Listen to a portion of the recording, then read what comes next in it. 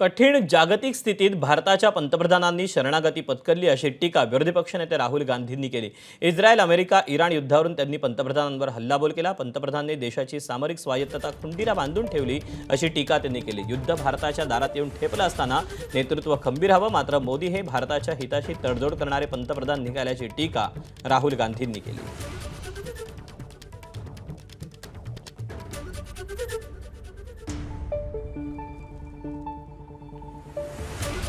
राहुल गांधी आपल्या ट्विटमध्ये काय म्हणतात आपण पाहूया।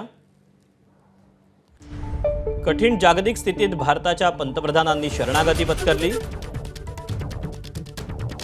भारताचा तेल पुरवठा सध्या संकटात आहे। 40% अधिक व्यापार होर्मुझ सामुद्रधुनीतून चालतो। एलपीजी आणि एलएनजीची अतिशय वाईट स्थिती आहे। युद्ध आपल्या दारात हे उभं आहे।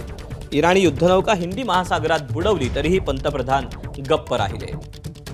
या क्षणी आपल्याला खंबीर नेतृत्व हवं, त्याऐवजी पंतप्रधानांनी चक्क शरणागती पत्करली। भारताची सामरिक स्वायत्तता पंतप्रधान मोदींनी खुंटीला बांधून ठेवली अशी टीका राहुल गांधींनी केली। एबीपी माझा, उघडा डोळे बघा नीट।